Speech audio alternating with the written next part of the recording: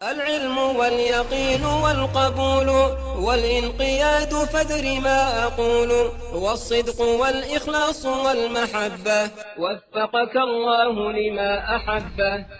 Bismillahirrahmanirrahim. Alhamdulillah wassalatu wassalamu ala Rasulillah wa ala alihi wa sahbihi wa man walah, thumma amma ba'd. Qala al-muallif rahimahullah, al-asma'ul mabniyat, isim-isim yang mabni.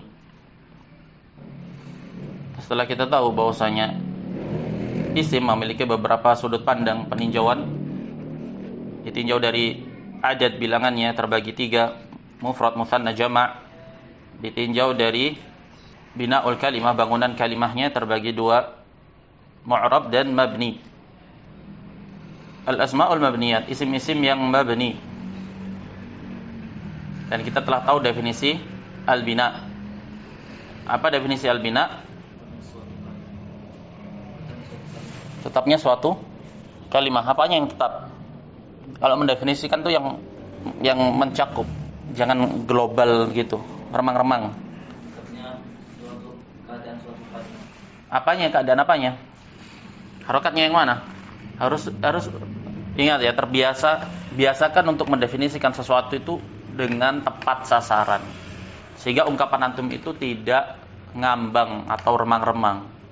Ketika antum katakan tetapnya keadaan suatu kalimat, keadaan apanya? Nah, antum katakan keadaan harokatnya. Apanya, harokatnya yang mana? Ini antum terlalu remang-remang. Harus pasti. Tetapnya keadaan suatu akhir kalimat. Akhir kalimat penting, akhir kalimat. Begitu, biasakan mendefinisikan dengan tepat. Tidak tersisa celah sedikit pun untuk dimultitafsirkan. Itu namanya definisi. Apa itu bina? Luzumu akhiril kalimah halatan wahidatan. Tetapnya akhir keadaan sebuah kalimah. Biasakan untuk menghafal definisi, mengetahui batasannya. Kalimah atau isim yang mengalami luzum, ketetapan keadaan akhir harokatnya, dinamakan mabni. Sebagaimana kalimah yang mengalami i'rab dinamakan dengan mu'rab. Maka kalimah yang mengalami bina dinamakan dengan mabni. Disebutkan di sini ada 5 isim-isim yang mabni. Yang pertama ismud dhamir, isim dhamir atau kata ganti. Mithlu huwa, anta, ana, nahnu, antum, anti, hiya. Semuanya mabni. Keadaan akhirnya tidak berubah.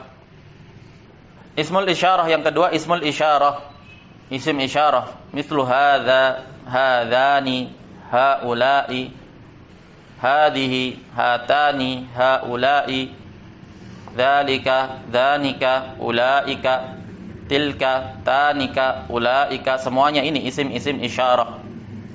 Nanti dipelajari di babnya. Yang ketiga al-ismul mausul, isim mausul, kata sambung. Mithlu alladhi, alladhani, alladhina, allati, allatani, allati, allai. Semuanya adalah isim mausul, kata penghubung. Yang keempat ismul istifham, kata tanya. Mithlu man, kaifa, kam, mata, aina. Semuanya kata tanya dan mabni, keadaan akhirnya akan selalu seperti itu.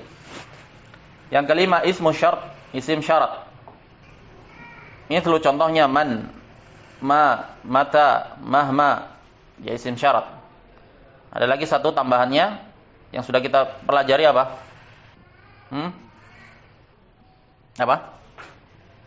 Bimudmaratin wa bisyartin walladhi wa bismil af'ali kadastafhami wadhi. Tambahannya satu, isim fi'il, isim fi'il. Tidak dibahas di sini. Thayyib. Kita belajar aja 5 ini dulu. Al-asma'ul mabniyah, isim-isim yang mabni. Isim dhamir, kata ganti. Ismul isyarah, kata isyarat, kata tunjuk. Ismul mausul, kata penghubung. Ismul istifham, kata tanya. Ismul syart, kata syart. Naam. Sebab musabbab. Dan semuanya ini mabni. Alamatu bina'il isim. Sekarang tanda bina'nya isim.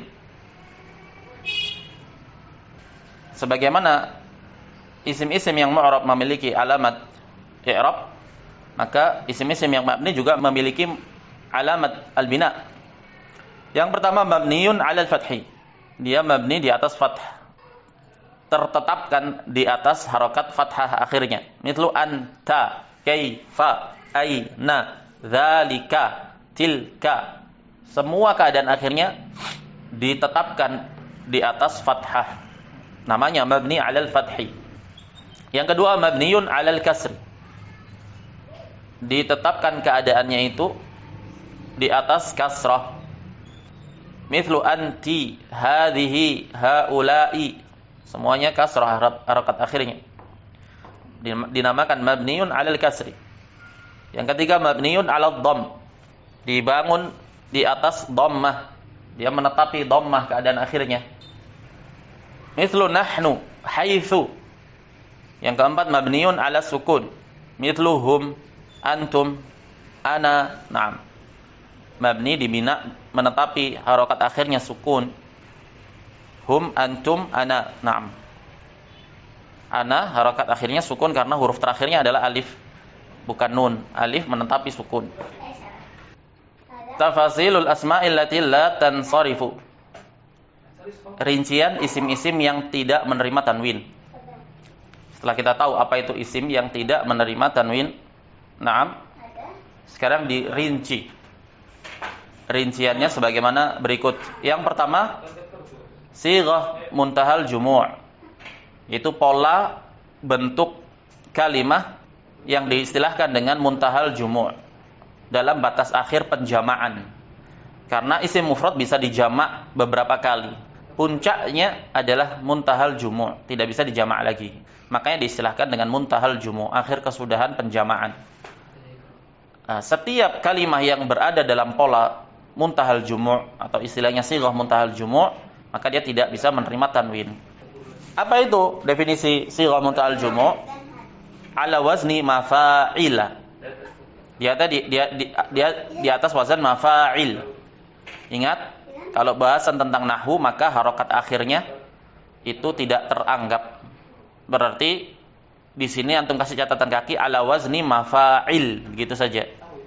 Karena harokat akhirnya bisa berubah-ubah sesuai dengan tuntutan redaksi yang ada nanti. Contohnya masajid, dananir. Dananir di atas wazan fa'ail. Berarti sighah muntahal jumu' cirinya adalah diberikan contoh di sini di atas wazan mafa'il atau fa'ail. Dananir contohnya, fa'ail asalnya. Ini salah satu dari pola sighah muntahal jumu'. Masih ada pola-pola yang lainnya, tapi ini saja dulu sebagai dasar untuk diketahui. Naam. Yang kedua, alifut ta'nits al-maqsurah. Alif yang menunjukkan kepada makna muannats. Kalimah itu menunjukkan kepada makna muannats dan alifnya maqsurah. Contohnya hubla. Alifnya ta'nits karena hubla itu bentuk jamak. Hubla. Alifnya maqsurah. Dia di atas wazan fu'la, sughra, kubra, ukhra. Semuanya mamnu' minas sarf, tidak menerima tanwin. Yang ketiga alifut ta'nits al-mamdudah. Yang ketiga alif yang menandakan kalimat tersebut muannats dan dia al-mamdudah. Kenapa mamdudah? Bermad karena setelah alif hamzah. Maka berlaku mad. Safra'u, bayda'u, sauda'u, hamra'u. Alif ta'nits al-mamdudah. Naam. Dan untuk tiga jenis pertama ini dia diistilahkan fihi illah taqumu maqam al-illatain.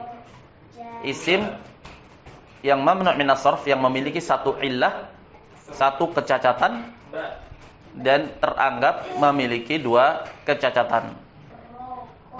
Diistilahkan dengan isim yang memiliki satu illah yang berkedudukan dua illah. Nanti lebih jelasnya di bahasan pada tempatnya. Berikutnya isim yang tidak menerima tanwin. terdefinisikan sebagai sebuah isim yang menyerupai fi'il. Dari sisi apa penyerupaannya terhadap fi'il? Dari sisi keberadaan dua illah. Kita cukupkan dulu lah di sinilah. Naam. Subhanakallahumma wa bihamdika asyhadu an la ilaha illa anta astaghfiruka wa atubu ilaik.